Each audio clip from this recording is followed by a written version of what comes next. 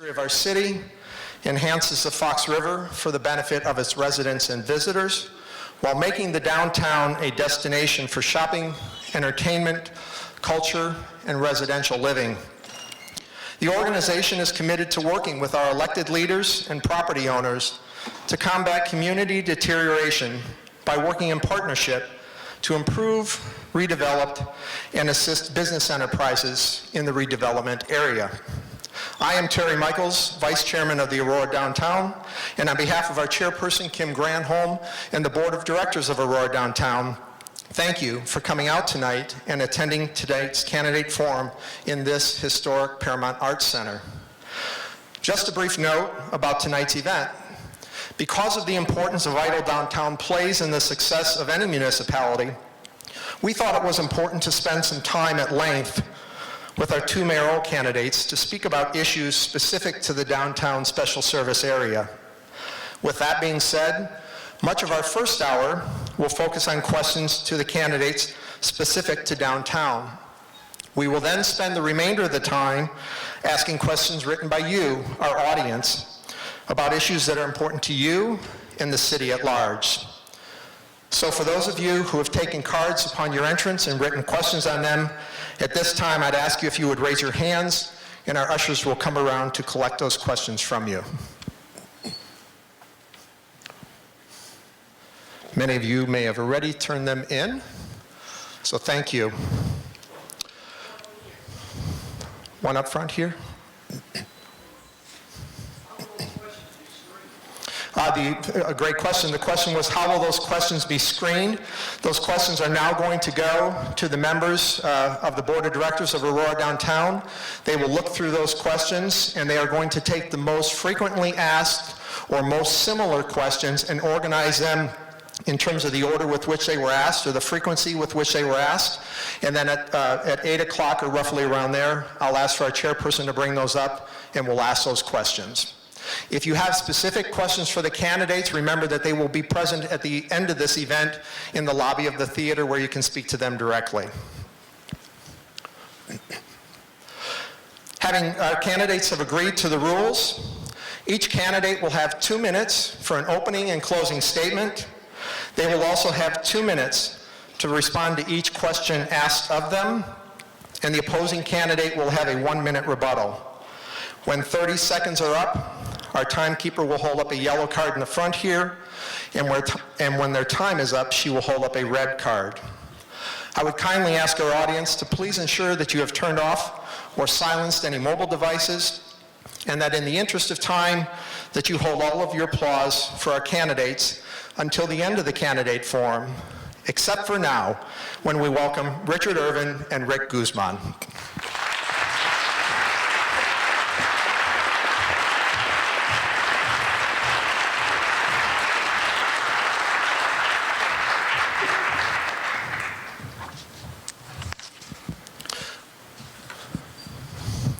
Welcome to the two of you. We had a coin toss prior to this event, and Mr. Guzman won that coin toss, and he'll begin with his opening statement.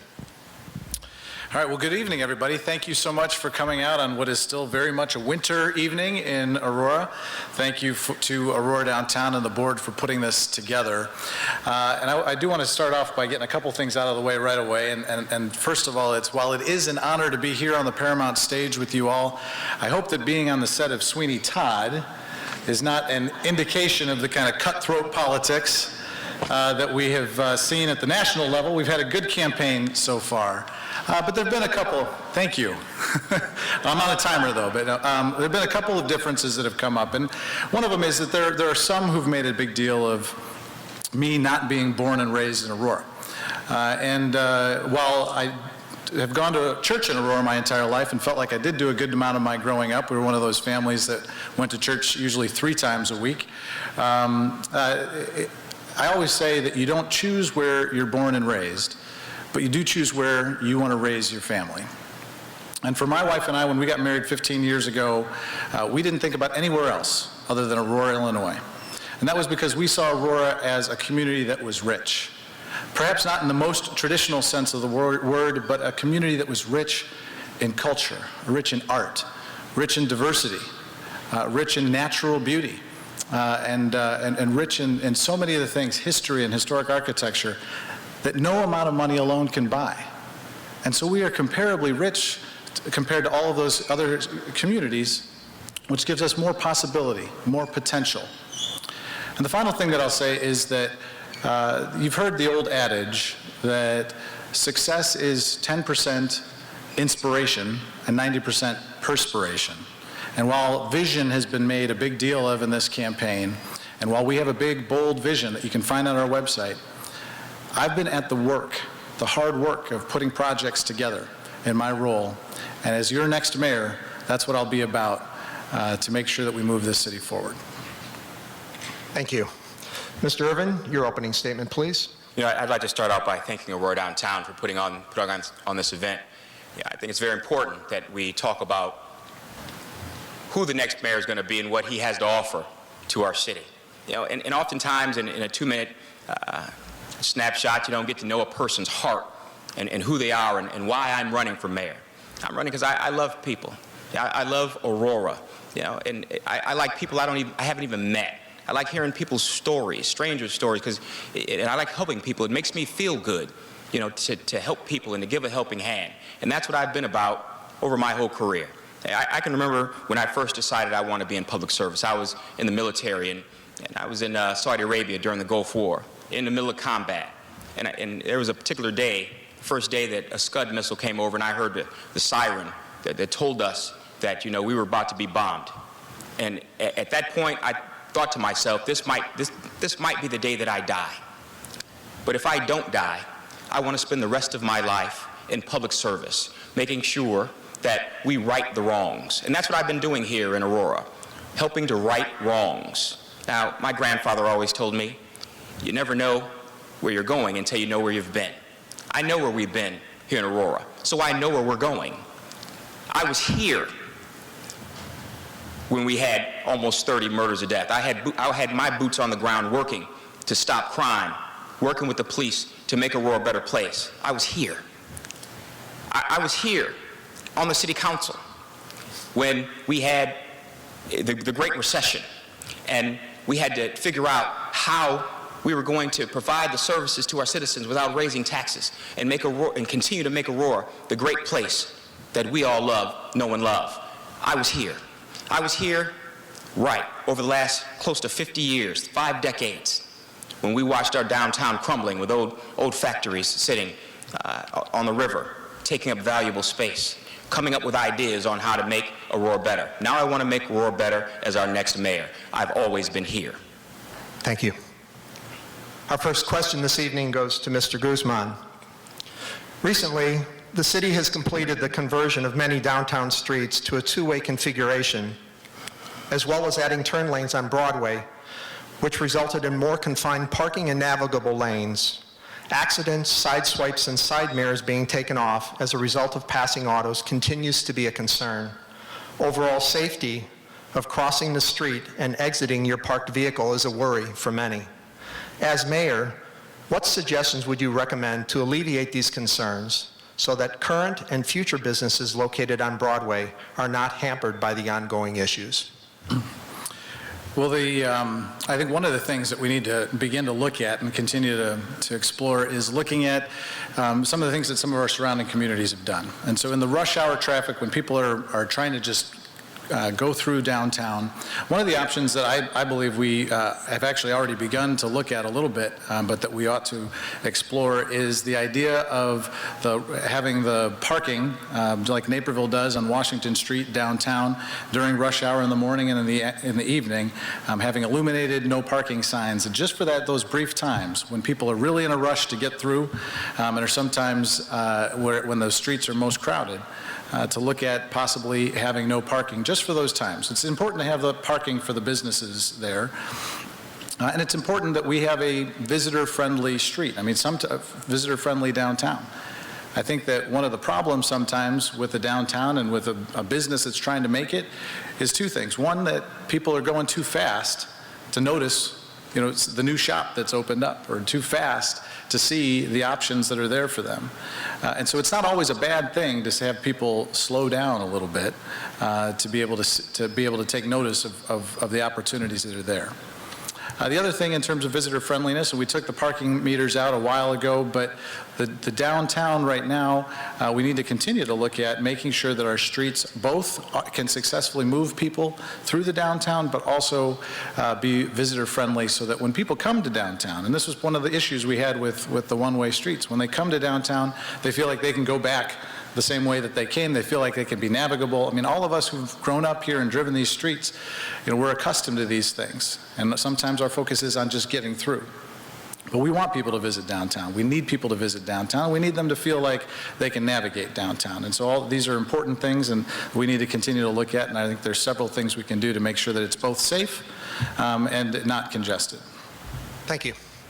Mr. Irvin? I think Mr. Guzman and I disagree a little bit on a few things that he said, that we should have no parking for any period of time downtown. No parking is any business owner in downtown would know would affect your business and your ability to have clients or customers stop at your store at any time. We can't have that no parking. And the reason the administration decided to have these one-way streets turned into two-way is for accessing our downtown. So we could have folks coming in and feel comfortable coming in our town and leaving out our town. But there was a change I think it was about 50 years ago, where we were one-way streets and they changed it back to two-way, and it was about two-way for about 3 years, and they changed it right back because they realized it wasn't working. So we have to consider whether or not we're actually going to change those back to one-way. But the purpose of this, and what I think we can accomplish, is to focus on our gateways leading in our downtown. So even if we have one-way going in and one-way going out, as long as the gateways are inviting and the gateways make people feel comfortable coming in our downtown, I think then we'll have success. Okay. I promise the audience this question was not known ahead of time, but the next question for Richard ties into something he just said. Gateway entries into a city create a welcome to visitors and residents alike. For visitors, these gateways can send a message about the community at large. In some parts of town, visitors encounter less than appealing storefronts. While Aurora has enhanced their gateway entries in some parts of the east side of town, what other enhancements would you make to our gateways? I think our gateways are the most important part of our community. And we talk about being a leader and being a visionary. Look, I stood on this stage almost 12 years ago talking about what we need to do with our gateways. And we need to still, and that sentiment still rings true today. We've got to focus on getting all of our gateways to the point where all people feel comfortable coming in and out of Aurora. Now, I've often said that we need to have an economic development plan for each ward, because guess what? Each gateway is in a ward.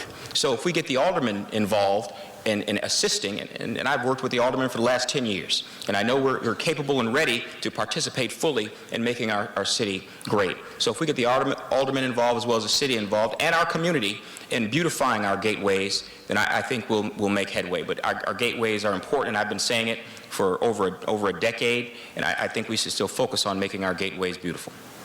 Thank you. Mr. Guzman? Yeah, here again is an example of a difference of opinion here. I believe that rather than having an economic development plan that focuses on each ward, that it's more important to have to focus on our strategic corridors, many of which are the gateways into downtown. And so one of the things that I've proposed is focusing on corridors, many of which will share, actually are the boundary lines between a ward. And it's better to have more stakeholders and more people who are involved, more people who want who can collaborate together to have to put something together for one of our gateway areas than it is to sort of have these plans by ward, and the ward boundaries are going to be changing in just a few years. And so I think that while it may be politically expedient to propose something by ward, we need to focus on some of our key corridors and have as many collaborators as we can in order to have the best plan to be able to improve what people see when they come into the city of Aurora. Thank you. Next question is to you.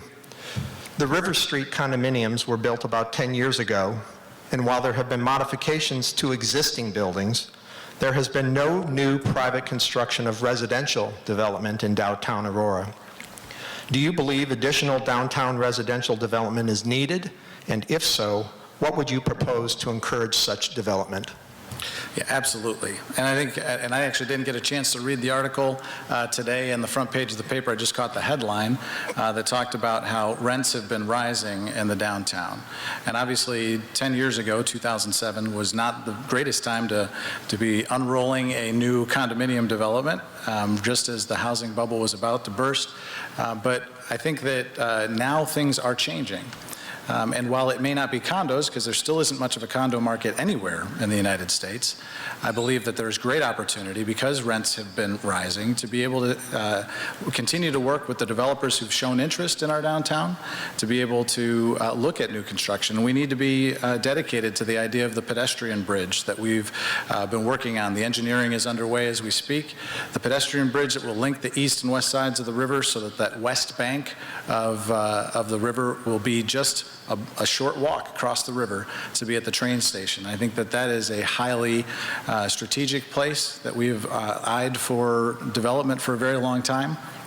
But we've also got the developers who I've worked with, Verigreen, or Evergreen now, and the community builders, Brinshaw and others that have, and David Karadimas and others who have looked here and invested here. They are now interested in what their next thing. People are not interested in 50 or 60 or 70 units. People want scale. And so we have multiple developers now that I've worked with who are now looking at their next opportunity to be able to build. And I've said from the beginning, we built 1,400 new units out by the Route 59 train station along Station Boulevard. It's one of the best examples of infill transportation-oriented development that is in the entire region. We can do the same thing to double and eventually even triple the number of housing units that we have in downtown to create that critical mass of people who are living here. And we have the developers who are more interested than ever in doing that very thing. Thank you. You know, first of all, I would absolutely appreciate, I like Rick. Rick's a very nice guy. We get along very well.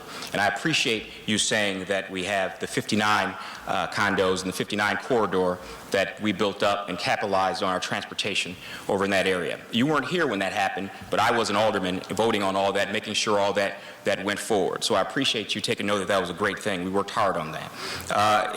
As far as private development, we need more private development downtown Aurora, and we need to raise our rental rates even higher. You know, we've got to get them to $1,500 a month. We've got to get them to $1,600, $1,700 a month. Because let me tell you, people that are renting and buying condos at that rate, they have disposable income. If they have disposable income, they'll be able to spend that money downtown Aurora, which will attract the businesses, which will attract the shops, which will help grow our city and help, you know, with the foot traffic that we need downtown to grow. Now, the private investors that Mr. Guzman is talking about that he brought into the city were only focused on low-income apartments. We need to focus on market rate. Thank you. The next question is to Mr. Irvin. Prevailing wages are hourly wages required to be paid to workers to provide union labor a fair chance to bid on government contracts. Aurora's prevailing wage, when using TIF funds, has driven up the cost of downtown redevelopment by double digits. In the event of future TIF district creation, would you look to include a prevailing wage provision in the creation of a new TIF district? I had a meeting with some folks from the union, and they asked me that same question. This is the answer I gave them. I said, look, if we create a TIF district, we will bring you and give you a seat at the table. You know, we'll bring you in and give you an opportunity, you know, to make your pitch to a new developer coming into the city. But we can't force new developers to use union labor. Now, unlike the city government, where all of our employees are union and we use union labor. When we're talking about development, we can't force developers to use union labor. Matter of fact, Karadimas didn't use union labor. And the problem with it is the administration did not introduce the union heads to the developer, Karadimas. Now, and that's what I told them I'd do. I'll give you a seat at the table, I'll make the introduction. But you have to compete just like this other non-union shop has to compete. We cannot promise and drive up the cost of building in Aurora by simply saying everything in a TIF district is going to be union labor. Thank you. And the question is about prevailing wage. And so I think that while we've got a perfect example, and a point of clarification is I have been around for much of the development out on Station Boulevard. In fact, we've got a perfect example of a problem that we had out there where we had one shop there that was not paying prevailing wage and and they had a second floor actually collapse. There was a worker who was injured, and we worked hard with, and this is not in response to the TIF district, but we worked hard so that the Wiseman Hughes development, which is still under construction, it's still going out there right now, did have quality labor. And again, it doesn't guarantee union labor. The unions get an option to be able to go there. But prevailing wage is important because it's something that, and again, this is in a TIF district where you're talking about city funds that are going in. It doesn't mean that somebody like David Karadimas, can't employ the people that he wants to employ. But when it has to do with city funds, I think we've seen time and time again how it pays to get the job done right the first time. Thank you. Next question is to you. Hollywood Casino, Paramount Arts Center, Waubonsie Community College, and River Edge Park all bring large numbers of people into our downtown. Yet many of these people do not spend their money outside of their original destination. What would you propose to encourage visitors to spend a longer period of time downtown, diversifying their stay at more than one location? Well, one of the things that I've proposed, I've been working on for over a year, and we're still working on it right now, is the new Aurora Arts Center. Here's something where what you do is you build on your strengths. You look at what's working, what's bringing people downtown right now. And right now, the arts are doing that. And it's not just the Paramount, it's First Fridays, and it's Aurora Downtown specifically, who are really cultivating and encouraging and providing opportunities for artists. And so the reason why we looked at artist preference housing next door, and the reason why we looked at a school for performing arts is because it does diversify the options that are there. It brings people at different times. And so when we talk about right now, we went from roughly 50,000 tickets sold here in the Paramount Theater in 2010. When the leadership changed over, we were able to grow that to the point that last year that was 350,000. On top of that, we're now going to be able to bring those same people who are coming from all around the region, 80% or more of them are coming from other places, to come and have a restaurant next door as part of this development plan, and to bring their kids back for private music lessons, dance lessons, theater lessons at different times of the day. And we're projecting that could bring as many as 150 to 200,000 additional visitors, which drives additional demand, foot traffic, for other shops and other restaurants. Because these will be parents dropping their kids off right next door here to get a quality arts education, so that now the parents so now we're capitalizing on this cachet, on this amazing success of the Paramount, in order to be able to bring people back here at other times.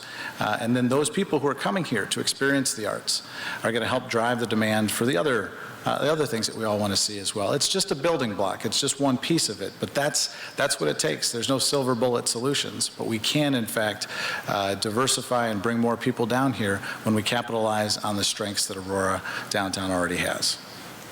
Thank you. We have come a long, long way in the last couple decades. I mean, to the point where Aurora is experiencing in the midst of a renaissance. And I'd be remiss not to give credit to our downtown business community and our downtown arts community for creating this renaissance that we're part of. But what we have to do now is we have to capitalize on that. We have to grow that. We have to capitalize on this river that runs through our city. We have to continue to expand and utilize the Paramount Arts Center. We have to focus on the fact that we have that transportation hub that stops and starts between here and Chicago. We have to make our community, the Renaissance, we went through the dark ages, when we had 30 murders a year that affected the whole city, to now, where, it's down to where we have very few. In 2012, we had no murders at all. That's from the hard work that we put in, but that goes into the Renaissance. Now, from the dark ages to Renaissance, we need a leader that's going to take us to the next level, that's going to capitalize on the strengths that we have here in Aurora, that's going to make this the best Renaissance that Aurora's ever seen. Thank you. Mr. Irvin, the Fox Walk Overlay District imposes burdening restrictions on existing and potential business owners, excuse me, that often hinders further development due to requirements that make it cost prohibitive for repairs and structure enhancements. As mayor, how do you balance these restrictions, encouraging current and potential business owners to invest in making downtown more viable? You know, I think that we turned our backs on the river, Fox River, so many years ago, building all the manufacturing buildings and building all the structures on our river, using the river as a way to carry out pollutants. Now we recognize the value of our city, of our downtown, of this beautiful river that's a gem that runs through the middle of our city. And the restrictions that we create are simply to capitalize on the fact that we have this gem in our city. Now, as mayor, I definitely want to make it possible for more development to come into the city. I definitely want to make it possible to ease certain restrictions, just certain restrictions, not the ones that take away from the beauty that is Aurora, the charm that makes us Aurora. You know, so I say what my priority is now is to turn back to the river, capitalize on the river, use everything we can. The more we focus on the river, the more value the property goes up on downtown Aurora. Thank you. Yeah, I said in the beginning, the natural beauty, the historic architecture, that is one of the things that no amount of money can buy. And so it's important that we protect that. And we have to acknowledge all of the hard work that was done. And if we had a couple of other people up here on the stage, this would have been one of those kind of softball lob questions to Alderman Seville, who did so much work to make sure that we protected these important, unique aspects of our downtown. This is one of the things that can make Aurora different. This is one of the things that we can use to bring in young professionals and others who want an urban experience, but also want an opportunity to be able to experience the culture and the arts, the natural beauty that the river affords us. And so it's about balance. We need to be able to ensure that we are a partner with developers and that we can work with them to be able to get development done, but still protect what makes us unique. Thank you. Next question is to you, Mr. Guzman. The Fox River Valley communities have a tremendous asset with the asset known as the Fox River, and Aurora's downtown is no exception. What plans would you support for the city to better utilize the Fox River, encouraging recreationalists to get outdoors and journey through our downtown corridor? Yeah, and we've started to touch on this a little bit here. I do think that, again, one of the things that no amount of money can buy that is such a resource to us is our river. And as Alderman Irvin alluded to, there was a time when industry would locate on the river because there was a convenience factor to that. If you go next door or across the street to actually it's behind us here, to the the Pierce History Museum and to their gift shop, you'll find a series of historic postcards, and one of them is this postcard that has a series of smokestacks, and it says, Aurora, Illinois, city of factories, and you see all of these pollutants going up into the air. That was then. That was one of the things we were proud of, and of course we wouldn't look that way anymore, but as we move on, we need to come back all the way to our roots. And I think that the river can be an important thing, and we need to work on relocating some of those industrial uses that are on the river and don't need to be. But we'll be partners with them. We're not looking to get people out, kick people out of town. We're just saying there's an opportunity that we have. We need a big, bold vision to actually fully capitalize on this amazing resource that we have in the downtown, which is the Fox River.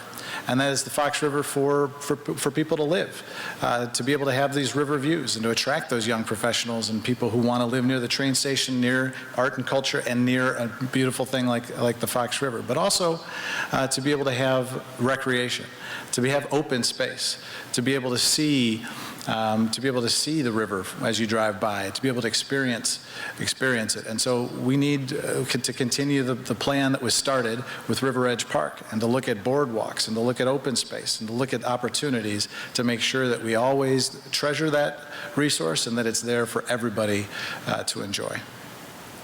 Thank you. Sir, we need to remove all barriers that prevent the flow of our river through our city. We have to remove the dams. We've got to focus on being able to ride in kayaks or boats from Elgin to Aurora and further south. You know, the more we recognize this gem that we have in our city, the more we recognize that it creates access, similar to roads and bridges, you know, and in the airport we have. The river we can use not just recreation, but access into Aurora, you know, and folks love to boat.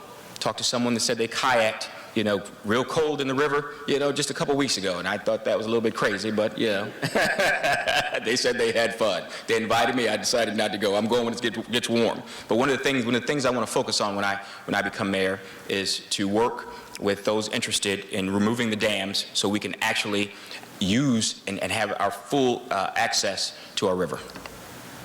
Thank you. Mr. Irvin, many of Aurora's downtown buildings are quite historic.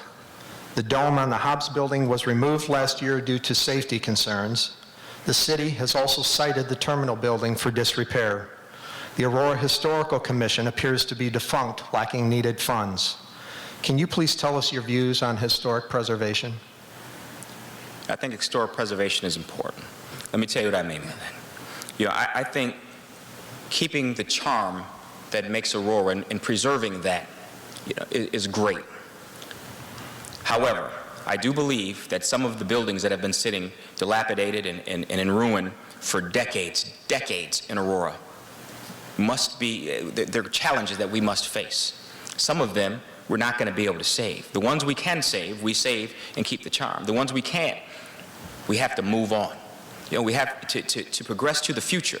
We're going to have to leave the past. You know, at one time, Aurora probably was known to have one of the best horsewhip businesses in the city.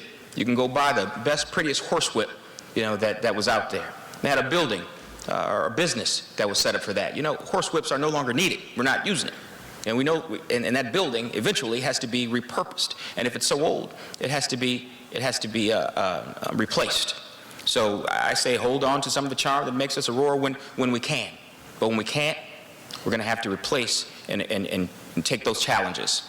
And the mayor that disregards that for decade after decade after decade in our city, in our downtown, continues to fall in ruin, I think would not be a good mayor.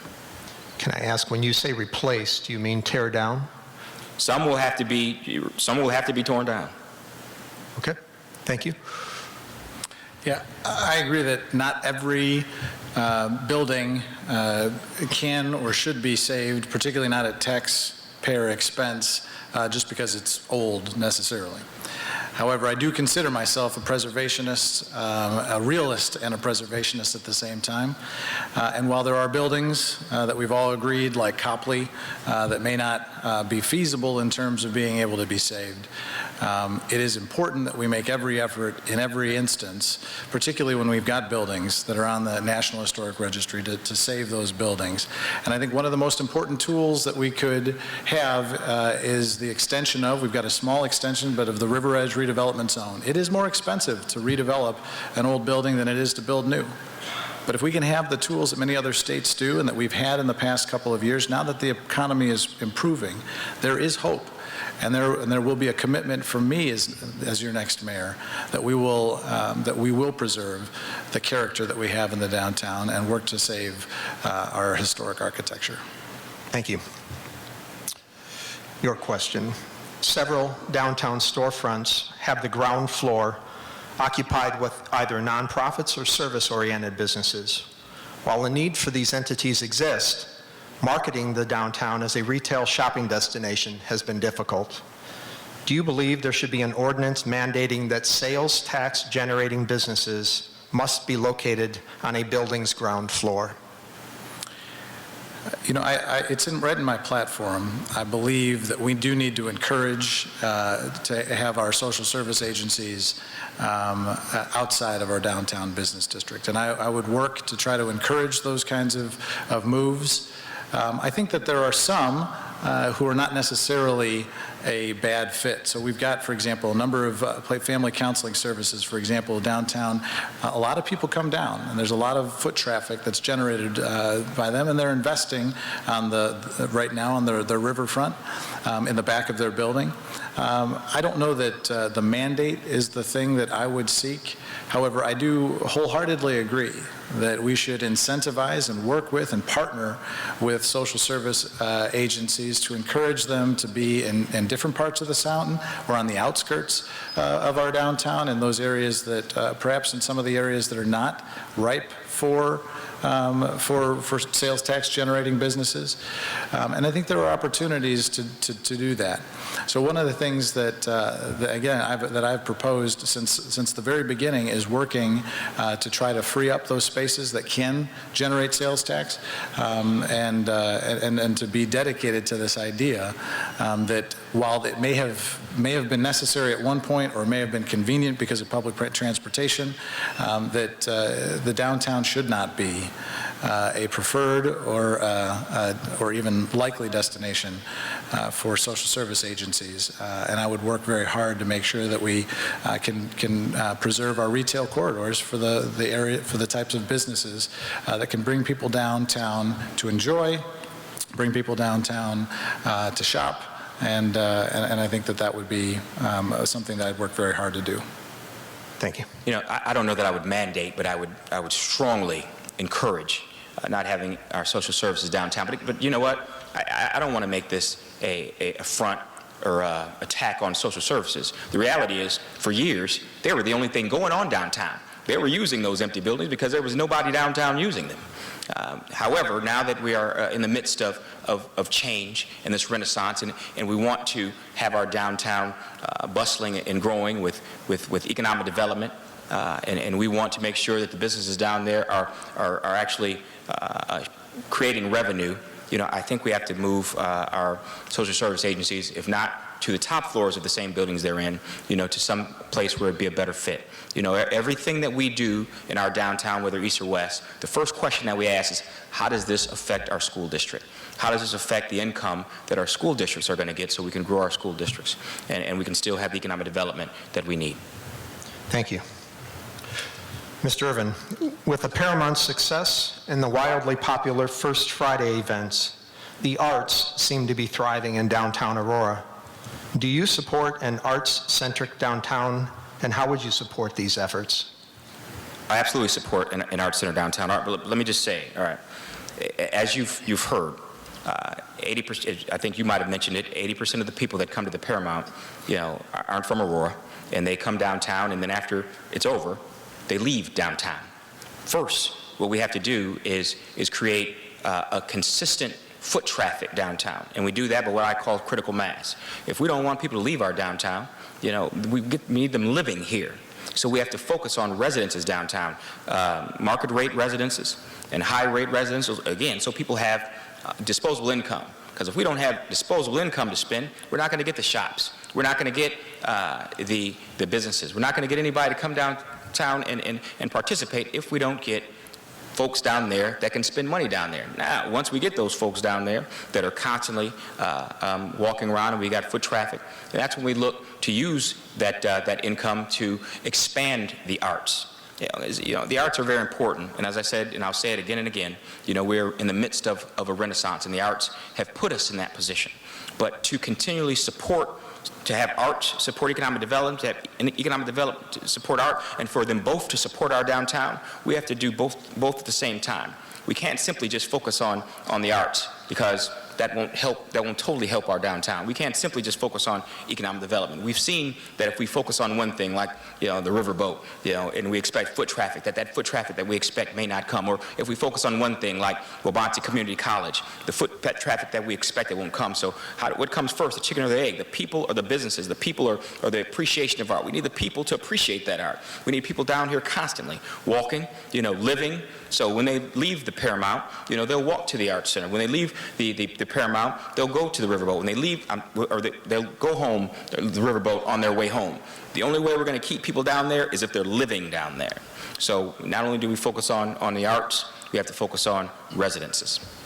Thank you.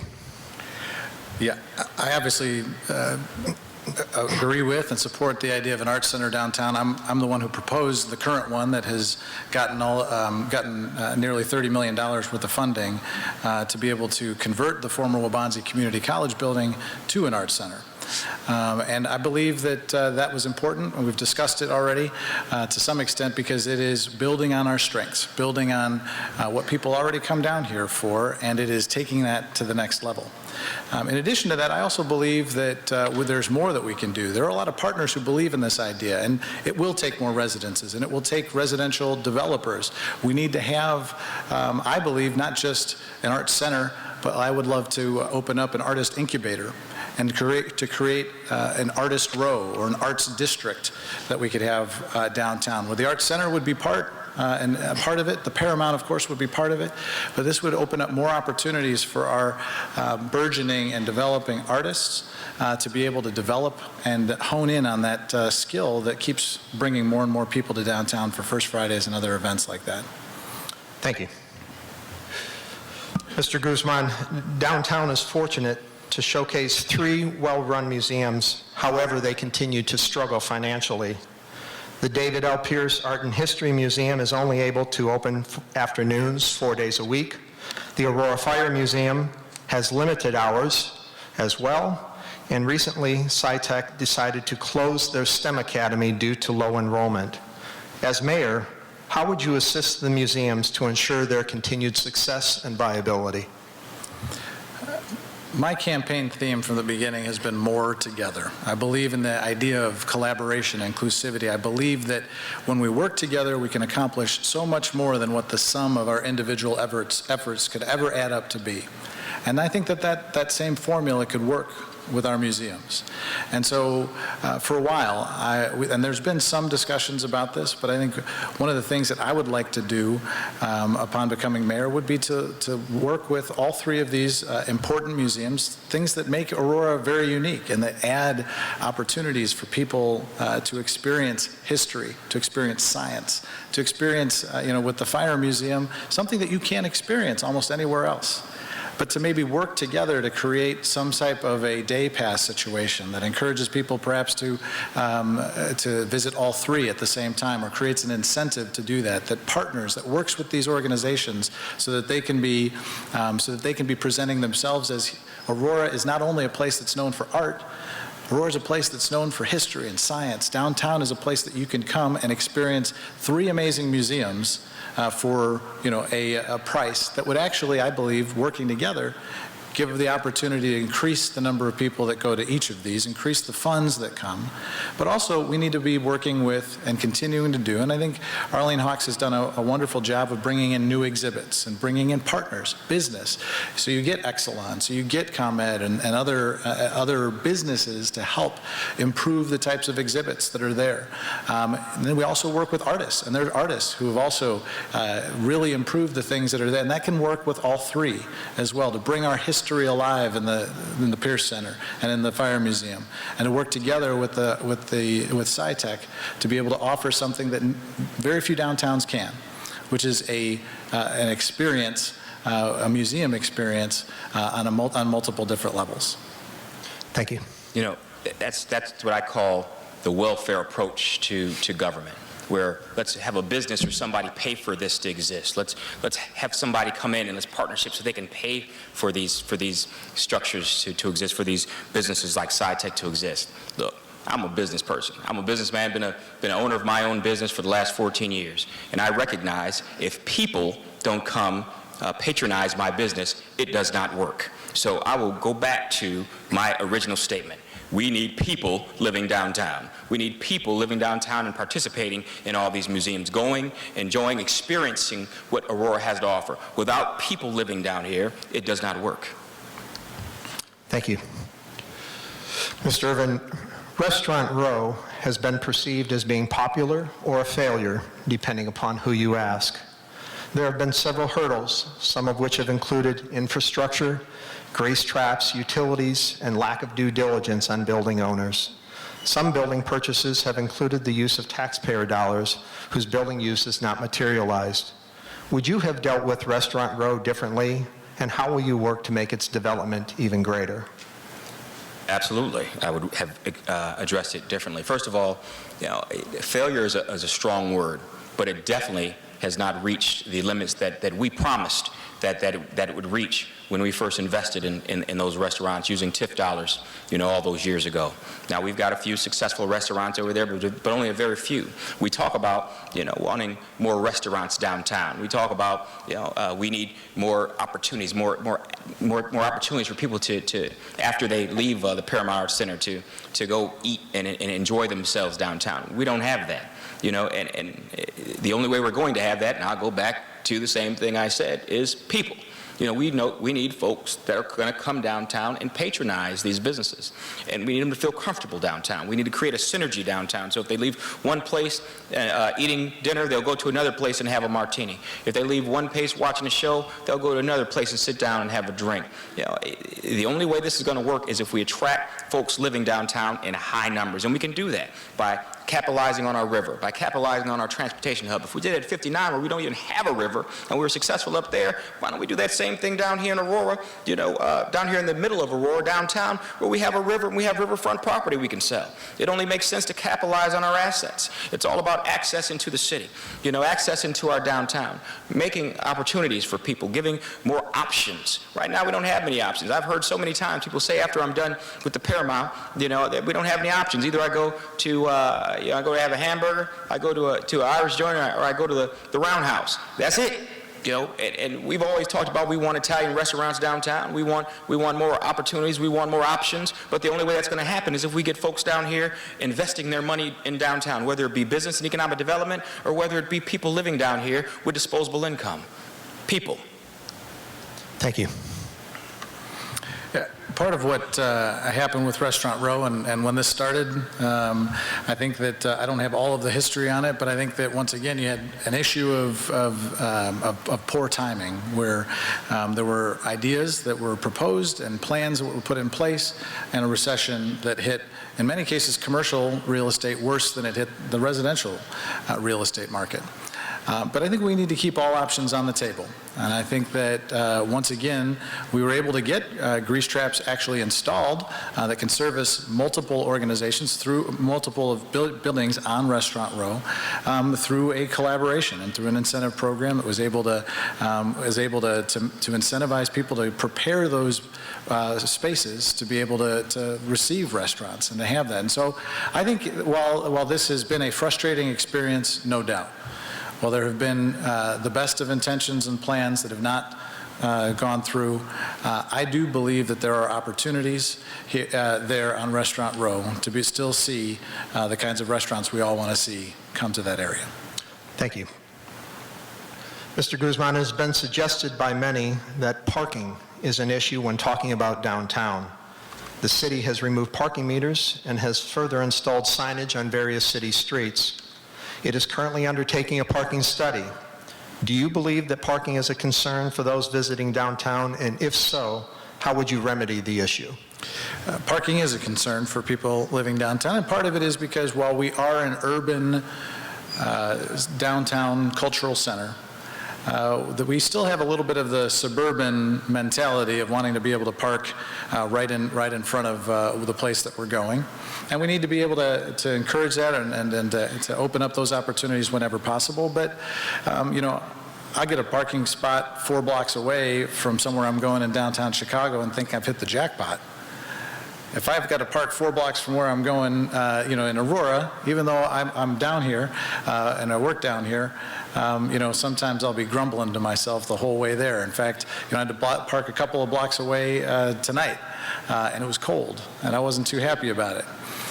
But I think that, once again, we have an opportunity, and I think that we'll start to see it.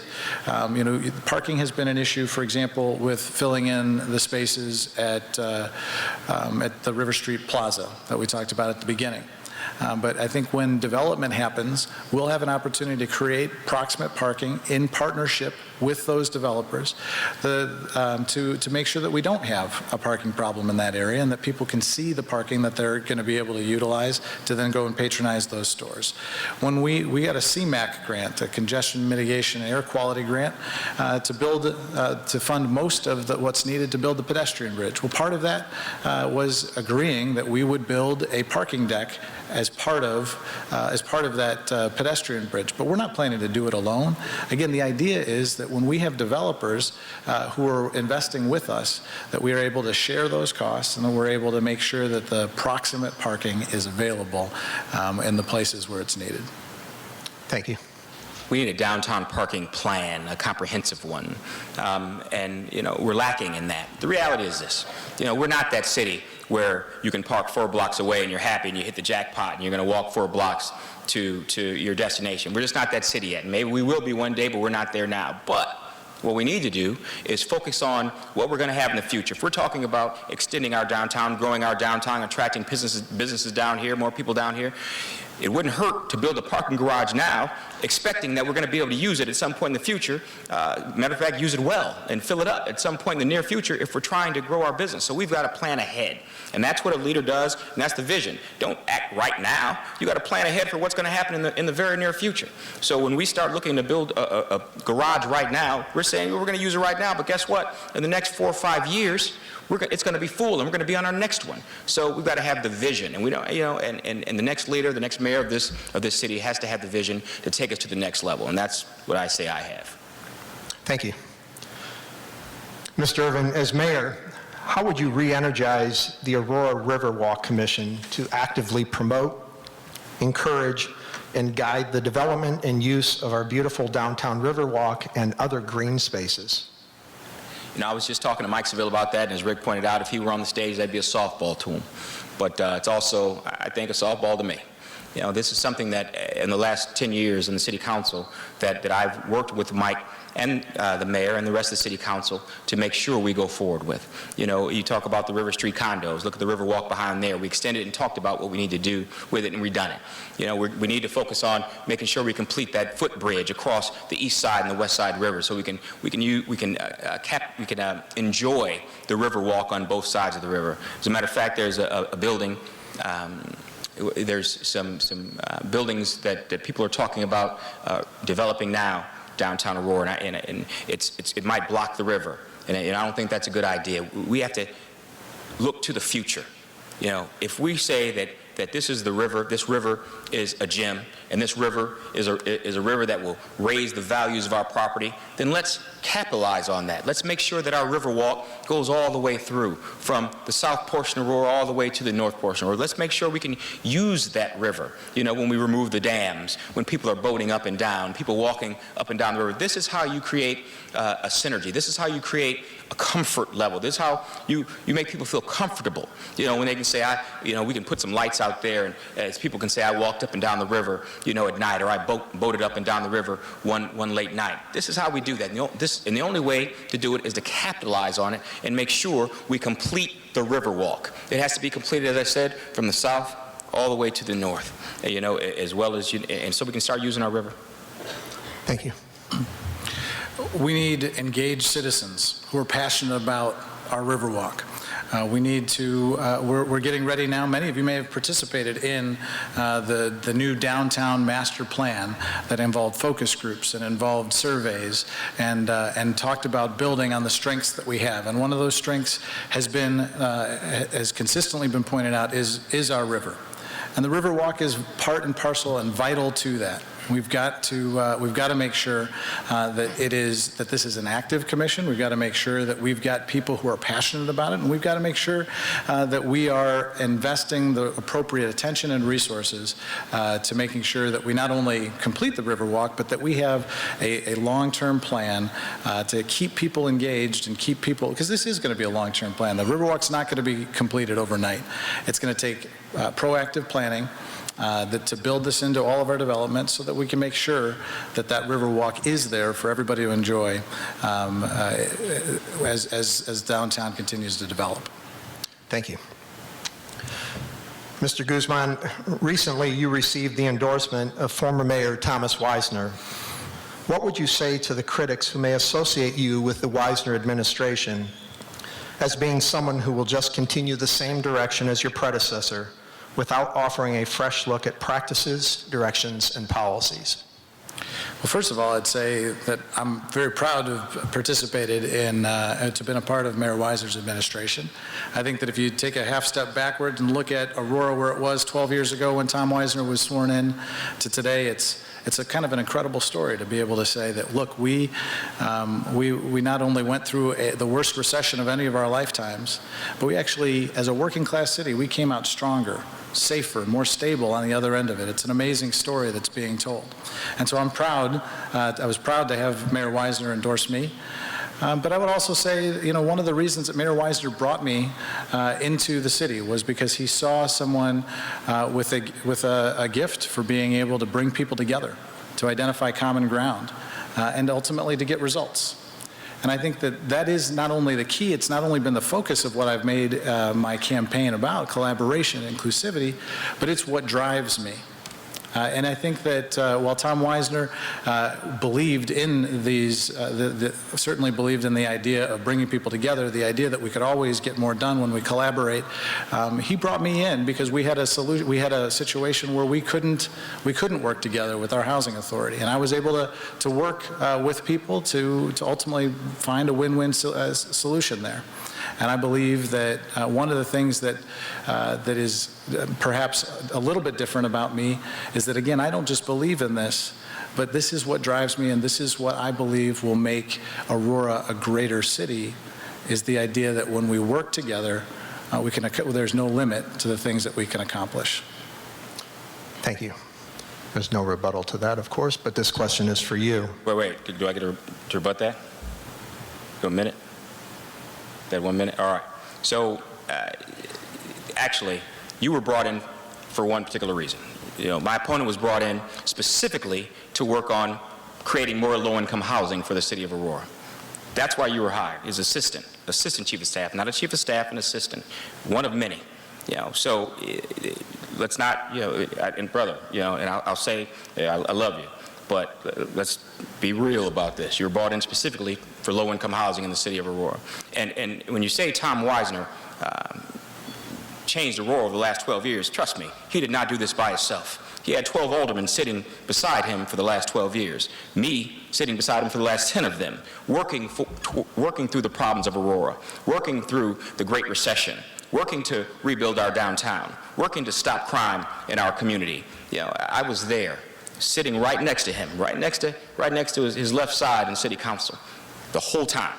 So he didn't do this on his own. He had a whole lot of help. Matter of fact, 12 aldermen helped him. Thank you. Mr. Irvin, you stated that the city needs its own Economic Development Commission, which we've had previously. However, you also reference on your website the inclusion of Invest Aurora, the current public-private partnership responsible for marketing Aurora to businesses. How do you envision utilizing these two entities without any duplicative services that could hinder one or the other's ability for business attraction and retention? You know, I use the word Economic Development Commission, you know, because that's an easy way to understand what I'm talking about. But what I'm talking about is an economic mechanism, whether it be Invest Aurora or the Economic Development Commission. There's three ways to have economic development here in the city. There's attraction, retention, and expansion. Now, the way Invest Aurora is set up now, you know, it just focuses on the attraction portion. But we know in the city of Aurora that if we're going to be successful, we've got to maintain our businesses that we have here. It doesn't make sense to attract 5 businesses only to lose 6 because we didn't take care of the ones that were here at home, our corporate citizens that need our help. And if we take care of those new ones we bring in, plus the ones here, we help them expand. The more expansion, the more attraction, the more retention, the more expansion, the more jobs, the more economic development, the more income to the city. So, I look forward to working with whatever mechanism we create, and I call it the Economic Development Commission, so we can focus on all aspects of economic development, not just attraction, not just retention, not just expansion, but all 3 of those things. And the only way we're going to be able to do all 3 of those things is to extend the mechanism that we have now, by partnershiping. We have to identify people that own our most successful businesses in Aurora. We've got thousands of businesses in Aurora that we haven't even identified. I met a guy the other day, he says, he makes telescopes for tanks, for the United States of America, for A1 Abram tanks. Wow, I had no idea. So we take that guy whose business makes, well over $20 million, at one point $200 million, and we bring him to the table to partnership and to help. And he, the business owner, knows other business owners that have million-dollar businesses that may consider moving to Aurora or relocating to Aurora, or that may be here that can partnership with us to extend our tentacles, to extend our influence. And the only way we're going to be able to do that is by partnershiping. Not just attraction, not just retention, all 3 of those things. And that's what I mean by having an economic development mechanism.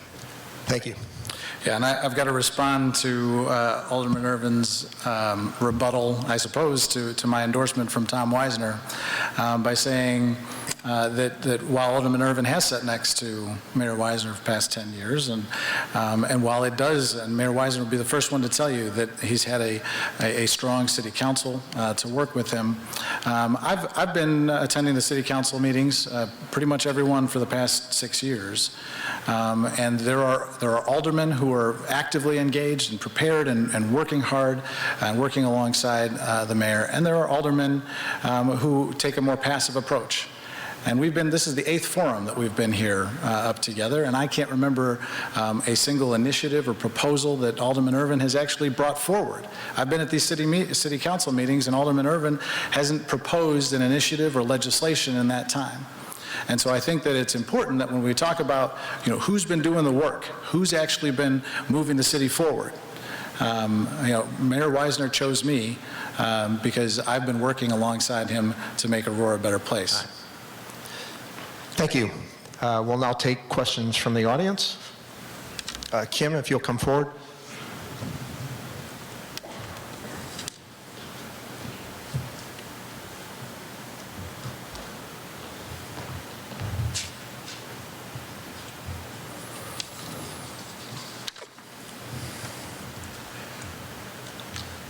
This will go to Mr. Guzman. I have heard both candidates speak thoroughly about new development throughout Aurora. However, I have not heard either candidate's position on considerations for environmental sustainability during this process. Please comment on your position on sustainability regarding both new and existing projects throughout the city. And I think that sustainability is a very important thing. We've got a sustainability commission that Mayor Weisner started, and it's one that I think, it was started more recently and I think has been underutilized. I'd like to work with that Sustainability Commission to make sure that we're tackling some specific priorities each year. And I think one of the things that one of the most sustainable practices that we can have is repurposing existing buildings. I mean, when you talk about something that is green, it's reduce, reuse, recycle. Recycling is the last resort. Reusing something is always preferable, and reducing what we spend on resources. And so one of the things that I am proposing doing is also looking at greening our fleet and looking at opportunities to be able to have better, to be using less as a city. But then again, when we talk about development, it's very important that we don't just because it can be more difficult, and particularly when we talk about the downtown, that we don't look at tearing down buildings unnecessarily, because that's not the more sustainable or green way of doing development. And so one of the most important things that we can do is look to save those buildings that we have, to reuse those buildings that make Aurora unique, because I think that is ultimately a key part of sustainability. Thank you. Care to comment? Oh, I'll comment, but not on that. Can I comment on something else? Sure. All right. All right. I've been elected 3 times as Alderman at Large, 3 times. I'm in my 3rd term right now. And 3 times the people have said that they trust in me and my leadership to deal with issues that affect the whole city. 12 years ago, I stood on the same stage and I said we needed to heal, strengthen, and build Aurora. Heal the image and perception. Guess what? We did that. That was an initiative that I put forth 12 years ago, even before I was an alderman. I said we need to heal, strengthen by having a strong base in our downtown. Guess what? We're focusing on building our downtown right now. And then I said we needed to build by attracting business and economic development to the city. Guess what? We're attracting economic development to the city. Now, you've only been here 5 years, and you haven't been around the whole time I've been with Tom, and me and Tom have gone back and forth about a whole lot of ideas, but I haven't been the mayor then. But guess what? I want to be the mayor now. And all these ideas that I had years ago, you know, about the vision for Aurora and for our future, I would like to implement them now. Thank you. Mr. Irvin, most banks seem to view downtown as high risk and are hesitant to lend to startups here. How will you change this perception so that it becomes easier to access capital? Say that one more time. Sure. Most banks seem to view downtown as high risk and are hesitant to lend to startups here. Yep. How will you change this perception so that it becomes easier to access capital in downtown? All right. And, you know, I talked to a developer, matter of fact, the Shodine development, who was supposed to get started years ago before the economic crash. And we can't keep talking about the economic crash and the recession, you know, like it happened yesterday. At some point, we're going to have to move on from that and stop using that as an excuse for our lack of ability to move forward. So now that we are no longer in recession and we have the ability to move forward, we have to reinvent ourselves in our downtown. We just have to say, we have to impress upon these financiers that Aurora is a place willing and capable and willing, that they should be willing to invest in. And we do that by raising the value of our rental space, raising the value of our condos. You know, right now, so the developer tells me when I talk to him, look, if I'm going to build in Aurora, I've got to rent out a place for $1,500 a month for it to make sense to me. You know, I can't do $1,000 a month. I can't do $1,200 a month. I've got to do $1,500 a month. Can Aurora sustain that?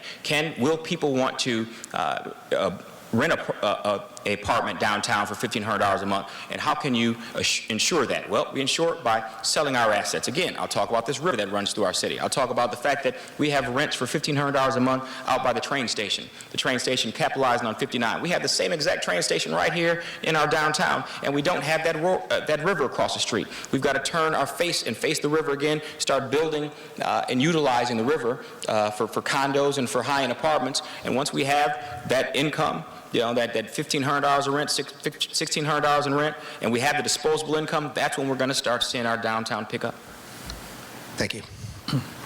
Yeah, I think one of the ways to engage banks is to include them, and we're beginning to do that right now, and we've got to come up with creative solutions like what Invest Aurora just recently unveiled last week, which was a revolving loan fund that was seeded by the Dunham Fund, but actually includes many of our local banks as partners who are putting dollars into the revolving loan fund to say, listen, we all know that one of the difficult things, and one of the reasons why banks oftentimes won't lend, and this isn't unique to Aurora, if there's a building that's been vacant for a long time and it's not up to code, no bank will lend on a building like that. And so what we've done is we've created a revolving loan fund that can actually be the initial financing to bring a building up to code and bring it up to a point where a traditional lender will lend. And we've created this revolving loan fund in a way where the interest rate will actually be well above the market rate, so that they're incentivized to then go back to the banks who say, look, and say have a completed project and refinance in that way. And we're including the banks in that process, and I think that is one of the ways, by including them, that we'll see more and more participation and less of that risk averseness. Thank you. This question's for Mr. Guzman. I live on the east side of Aurora, outside of downtown. This area is a food desert. Only options are Route 59 or Oswego. Would this be a priority to you if elected mayor? Yeah, absolutely. I think that one of the things that makes a community, a neighborhood, desirable is when you have the amenities that are there. And one of the things that I've been working on for the past 15 years in Aurora is an initiative to increase the home ownership rate, and we've targeted the Near East Side. We've been able to. One of the issues is that when you have a disproportionate number of people renting there, that oftentimes there isn't the disposable income. There's much more kind of transience, people moving in and out, and people kind of consistently cycling out of a community, so that it's hard to get traction. It's hard to attract business. And so one of the reasons that my wife and I started an organization to increase the home ownership and to target the Near East Side as well as the Near West Side was because we knew that all of these issues were interconnected, and we knew that one of the things that would need to happen is we'd need to have more people physically invested into their communities if we wanted to see opportunities to bring more businesses there. And so we've been hard at work for a long time here in the city. Before I came to the city of Aurora to work here, and before, but the same year that we moved to Aurora in 2002, we started this organization with the idea, with the long-term goal, with the long-term vision of being able to help hardworking people buy their first homes and become contributors to the community, being part of the solution, not only for them and their families and the next generation, but part of the solution for the community that we all want to be a part of. And so when we can help people build wealth, when we can help people become invested stakeholders in their communities, that contributes to the tax base, it contributes to the attractiveness of a community. And it's part of what I've been working on for a long time, to be able to attract the kinds of shops and businesses that we want to see within our own neighborhoods. Thank you. I was born and raised on the east side of Aurora, so, I went to East Aurora High School, so the east side of Aurora is dear to my heart. I'm not from Naperville. I'm from Aurora.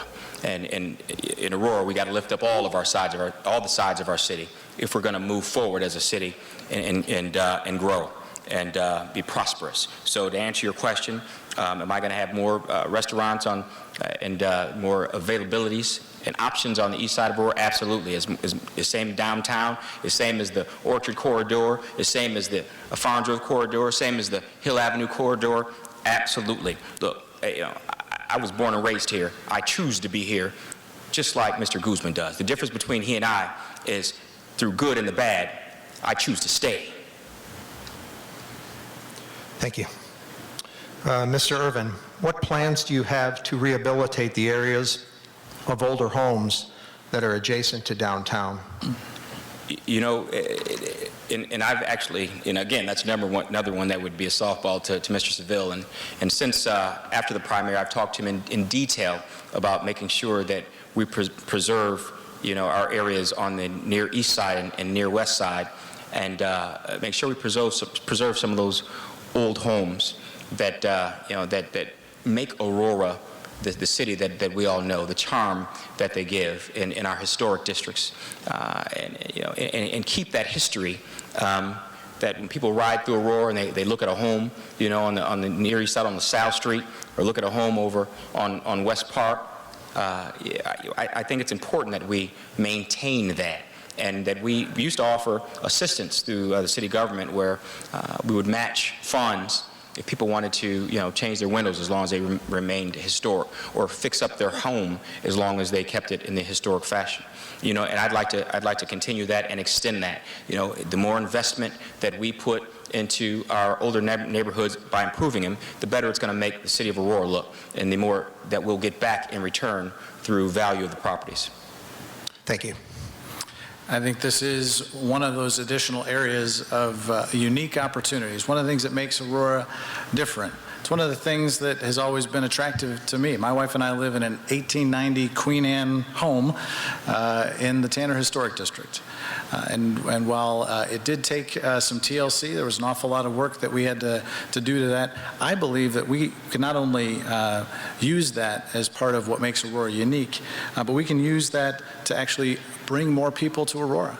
I think that not every city has this kind of unique architecture, these old homes that that sometimes can be out of reach in other areas of our region. And so not only offering incentives, but actually having a marketing plan to have some of these features, some of these homes featured, to bring people in and to say, here's another thing that Aurora has to offer right within walking distance to downtown. I walk to the Paramount in the summer, at least. We walk to River Edge Park, and I think that we've got that unique ability to bring architecture together with what downtown has to offer. Thank you. Mr. Irvin, if you had $10 million... Irvin's over here, brother. Sorry, Mr. Guzman. If you had $10 million to invest in Aurora, where would you prioritize the funds and why? Well, I think that it's going to take an awful lot more than $10 million, and I'm proud to actually be able to say, we've been able to bring I've been able to bring over $70 million of investment to not only downtown, but to some of our neighborhoods through projects that have created win-win solutions for people. I think that downtown needs to continue to be a focus because it is what makes Aurora, it is one of those things that makes Aurora completely unique. There aren't very many places that can say that, their tallest building is a 20-story historic building on an island in the middle of a river. And so we cannot take downtown for granted. Now, this doesn't mean that we're going to invest in downtown to the exclusion of the rest of the city. The $10 million amount is frankly something that you could that we're going to, again, is probably a low ball amount, and it's something that if it were up to the city alone, maybe you're looking at spending taxpayer dollars. Well, then obviously that is a big chunk of change. However, I think the philosophy that I've had on how to lead, on how to put together public-private partnerships is to take the very limited resources of local government and to match that with the unlimited potential of our community. And we've been able to tell the story of Aurora, of this town that was once highlighted as a town that had some of the highest crime rates around, to a town that's now being highlighted as being within eyesight of becoming one of the safest cities, one of the safest, largest cities in the country. And as we tell that story, we're going to be able to attract a whole lot more investment, beginning with our downtown, but throughout our city that offers diversity, culture, arts, all the things that many of our neighbors can't offer. Thank you. That's about how much we need to complete the footbridge to take us from the east to the west. So I'd invest in that. We're downtown, so we're talking about downtown. I'd invest in that bridge so we can complete it and connect our east and our west side by walking in the River's Edge Park. That's it. Thank you. 10 million doesn't go far, brother. Mr. Irvin, are Yes, you sir. willing to outsource city jobs and tasks if doing so improves the efficiency of city government? No, because I don't necessarily ever think it improves the efficiency of city government. I think our city workers are some of the hardest working folk that around. If you want to give credit to anybody for making our city as great as it is, it's not the mayor, it's not the alderman. It's our city employees that work their fingers to the bone every day to provide the services that make Aurora great. From our police to our fire to our street department, to our maintenance department, to our inspection department, every department you can think of, they work hard every day to make this city great. And I have seen over the last 10 years as alderman, when we outsource and privatize, as Mr. Guzman has said, he wants to privatize certain aspects of our government. I've seen that we don't get the same quality of service because we don't have the same investment from the people doing the work as our city employees. So I owe everything to our city employees for the work they've done and making our city great. And being able to work with them over the years as a community-based prosecutor, reducing crime, working in the inspections department to stop some of our slum landlords that have all helped to bring the crime to the low levels it is today. The work we did years ago, bring it to the low levels it is today. Now I know if we don't keep it in check, it's going to go back in a fraction of that time. Just like this year, we've already had 5 murders this year, and it's only March. We cannot allow that to continue. And by providing our employees the resources needed to make our city great, and to give us the quality of the services that we all expect as Aurorans, I think that's key. Thank you. To be clear, I have not said that I favor privatizing any of our workforce or those jobs. What I've said is that I favor collaboration, working together. In some cases, I think that there are efficiencies, sometimes in management, that we can, when there are duplicative services that are being done by multiple agencies, that there are opportunities for us to be able to collaborate and create efficiencies for our taxpayers. I do not favor privatization of jobs that are currently held by our city workers, because I do believe that our city workers are are a huge part of what makes the city of Aurora such a strong city. And so to be clear, there's no accuracy in the idea that I favor privatizing this. What I do favor is working collaboratively with other institutions to be able to figure out ways that we can create efficiencies for our taxpayers. Thank you. How will you support future development of the downtown Riverwalk? Well, I think the simple answer is that you make it a priority. I think that the downtown Riverwalk, as we've talked about here, is something that has the potential to further set Aurora apart from our neighbors. You have this river, the Fox River, runs through a lot of towns, but it doesn't run through the towns in the way that it runs through Aurora. We have an opportunity to be able to create a truly unique experience for people who come here. We have an opportunity to market that river to be able to be something that will attract a lot of development. And so I think that one of the ways that we resource it and that we prioritize it is that when we have opportunities to develop, we need to partner with those developers to make sure that we're building the Riverwalk, to make sure that we are planning for the future, for a bold vision of how the river can be the center point for people to enjoy, can be a place that people that can attract not only private development, more housing, more people living downtown, but also the kinds of outdoor recreational spaces and outdoor dining spaces that we all want to see and that we all know are possible. But it takes a long-term vision, and so we will. So one of the things that I would plan to do is to set a vision a big vision, a long-term vision for how we take back our river in areas that have those uses that aren't needed there anymore, and that we continue to invest collaboratively with development partners in building a Riverwalk that we can all be proud of. Thank you. I'll make it simple. We just remove all the structures from the river and create a complete Riverwalk. And when we have new developers come in, we have them participate in the completion of the Riverwalk, just like Van Treese did when he completed the river street condos. And, and since I got a few seconds left, and I'll just say, Rick, we've had a couple debates, and there were other people with us, but you absolutely did say you wanted to privatize certain areas of government. You talked about privatizing the Parks Department. You talked about privatizing certain positions in the police department. So maybe you've forgotten, because we've had, so many debates, but it's on record. You have said that. Thank you. Mr. Irvin, what is your plan concerning the new rash of shootings in Aurora?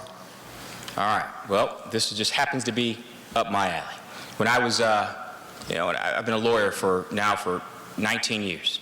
I've owned my own law practice for 14 of them. The first 5 years I was a prosecutor. The last part of my career as a prosecutor, I was a community-based prosecutor, working with police to address issues, from simple quality of life issues up to prostitution, drug dealing, and shootings here in Aurora. And what we were able to do through the millions of dollars we brought to the city, federal dollars, through the Weed and Seed program, is effectively change the makeup of our community. One house house in a neighborhood or one apartment in a complex can mess up the whole neighborhood.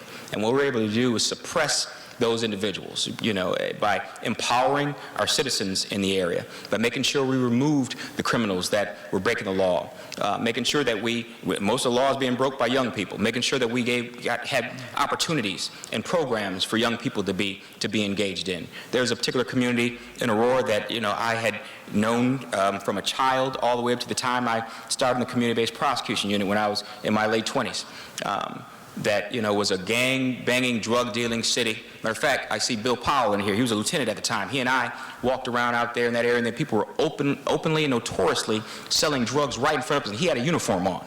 So they could care less about the law and law enforcement. But what we did is we changed that community around, and it's a difference in night and day by addressing our issues. I call them 3 C's, the cops, 3 C's, children, cops, community. We've got to return to the beat cop, having police officers working in our neighborhoods. We've got to get our community groups more engaged, and we have to have more community programs for our children. If we use this formula, and we get out with boots on the ground, making a difference in our city, we can suppress crime. It's called broken windows. We fix a broken window, we got prosperity. Thank you. I believe one of the things we need to do is we need to advocate for tougher and increased sentences for gun violence. I think that we need to get more resources for our police. And I think that we need to get more of our police. We've got a process that started, but we need to accelerate this process to get more of our police out on the streets. I think that there's a little bit of a disconnect here, and I think Alderman Irvin's had some good service. He talks a lot about being a prosecutor, but he hasn't been a prosecutor for a very long time. And there's a bit of a disconnect, I think, between the ideas that he is talking about being tough on crime and the fact that for the past decade or so, he's been working to plea bargain some of the people that our police work very, very hard to get off of our streets. And Alderman Irvin is plea bargaining even the guilty ones. Everybody agrees that everyone deserves a defense. And so I'm not criticizing that at all. But when our police work to get people off the street, and Alderman Irvin is working to plea bargain and lower those sentences, there's a disconnect between what he's talking about and what we need to happen to make sure our streets are safe. Thank you. We have enough time for one more question for each of you with a rebuttal. This next question goes to Mr. Guzman. Would you support a plan to limit or decrease the number of predatory lending establishments in Aurora? Yes, absolutely. We've started that process now by making these special use permits, by requiring that there are certain distances that have to be between these types of businesses. And I would support the type of legislation that has been proposed in Springfield to make it very, very difficult for these types of institutions to do the kind of business that they do. These businesses prey upon our lower income areas, and they make it very hard for people, hardworking people, to be able to get out of the cycle of working class poverty. And so I would do everything within my power, but also go take it another step and to work with our state to make sure that the kinds of practices that have held back our hardworking communities for too long would be that we could create the kind of restrictions to make those businesses very difficult to continue to prey on our hardworking citizens of Aurora. Thank you. I'm going to respond, but I'm going to respond to, what you said about me being a defense attorney. We have this thing called the Constitution of the United States of America. I don't know if you heard of it. Now, I understand you went to law school. I know you don't practice, but, they taught you about the Constitution in law school, I'm sure. Now, I'll say this. I've been a defense attorney, and I've represented the interest of the Constitution, whether I was a prosecutor or was a defense attorney. And as far as me not being a prosecutor in a long time, it's like riding a bike. You never forget. I can pick up and start just like that day one, ready to help the police stop crime, ask any of the police officers. They even talk to me, about ideas that I have and how the law works. But I'll tell you this. There was one guy who was probably one of the more popular defense attorneys, represented some of the most reprehensible criminals. His name was Abraham Lincoln. He ended up becoming one of America's best presidents of the United States. If you use that same reasoning, with me being a defense attorney, I'll be one of the best mayors that Aurora's ever seen. Thank you. Mr. Irvin, the next question goes to you. Will you keep the river shore open for Aurorans to view and enjoy? Say that one more time, Papa? Will you keep the river shore open for Aurorans to view and enjoy? The river walk? Yeah, the shore? Yeah, absolutely. That's the river walk you're talking about, right? Is that the shore? Yes.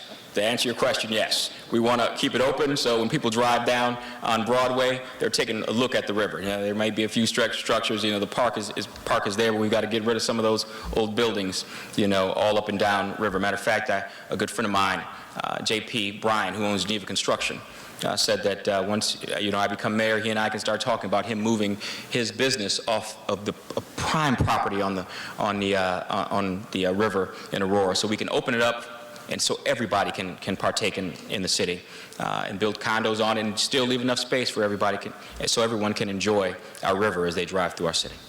Thank you.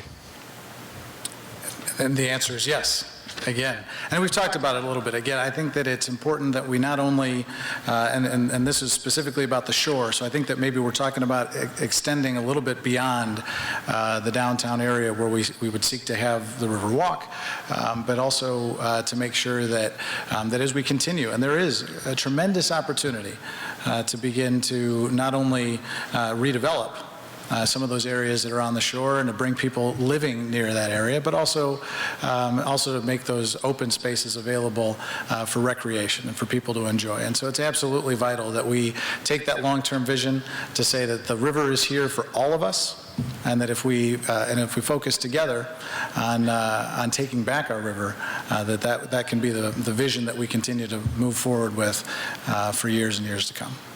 Thank you. Mr. Irvin, we'll begin with your closing remarks. I've been a part of Aurora my whole life, born and raised, low-income housing. Made it out because I was able to go to the military and serve my country in time of war. But I came home because this is my home. This is where I feel comfortable. I could have went anywhere in the world, but I came home. This is my home, and I choose to be here. But not only do I choose to be here, I choose to stay. No matter how bad it gets, I choose to stay, and I'm going to be here with my business downtown. I'm going to be here working with the police. I'm going to be here making this city the best city it can possibly be. I'm not a Johnny-come-lately, somebody who says, you know, I want to show up and I've got good ideas. Now, he's got great ideas, smart guy. You know, he'd be great working for my administration.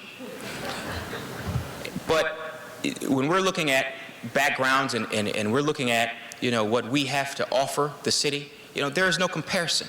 You know, I'm military, veteran. You know, I'm a business owner downtown. You know, I'm a practicing lawyer. I've been on the city council for 10 years. I've worked with the mayor, the other aldermen to take Aurora to the level it is now. I've worked with the police to reduce the crime to the low levels it is now. I've been on organizations like the Mental Health and Retardation Board. I've been, you know, I'm currently on the Fox Valley Credit Union Board as the chairman. You know, I'm currently on the Sunnymere Board for senior citizens. I've been on the board. I've had little big brothers, big sisters. I've been on that board and had a little brother myself. I've been on so many boards throughout the city trying to improve our city that, you know, I can't even remember half of them. The reality is, you know, if you compare my record, my background, my experience to the experience of this young man who's only been with the city of Aurora for 5 years working in low-income housing, brought to the city specifically for that purpose, and he says he's got some successes, yes, but that's what he was hired for. I've been doing these things my whole career to make Aurora better, and I want to continue to make Aurora better as the next mayor of the city of Aurora. Thank you. Mr. Guzman, your closing remarks. Well, first of all, I want to thank Alderman Irvin for that sort of semi-endorsement about my importance of working in the administration. Very semi. And I want to thank everybody here for being here tonight in Aurora Downtown in particular. When I was deciding whether or not to run for mayor, I had a number of people come to me and say, listen, you don't have to have all the right ideas. You have to have a good team. And what you have, what people said to me was that the most important thing is about being someone who believes in developing the abilities of others, bringing people together, finding win-win solutions, common ground, building consensus, and ultimately being able then to deliver on that. And so I do think that that is an important aspect of leadership, and I believe, that there's a difference here. At the last debate on the East Aurora High School stage, when I described this vision of collaboration and inclusivity, of bringing out the best in other people, Alderman Irvin referred to that as management. And managers have employees, but leaders have followers. I reject that definition of leadership. I don't believe that the best leaders are in the market for a flock of followers. I believe that the best leaders do see potential in other people, that they invest in them, that they're in the market for partners, collaborators, engaged citizens, and even constructive critics who will keep them at the top of their game. And so the vision that I have for building a new Aurora is one that is not only about collaboration and inclusivity, it's one about what we can all do together. And so I think that if you're in the market for top-down leadership, if you're in the market for somebody that you can follow, then perhaps Alderman Irvin is your guy. But I think if you want to be part of building Aurora together, part of a movement and part of the solution, then I invite you to join with us as we build a greater Aurora together. Thank you.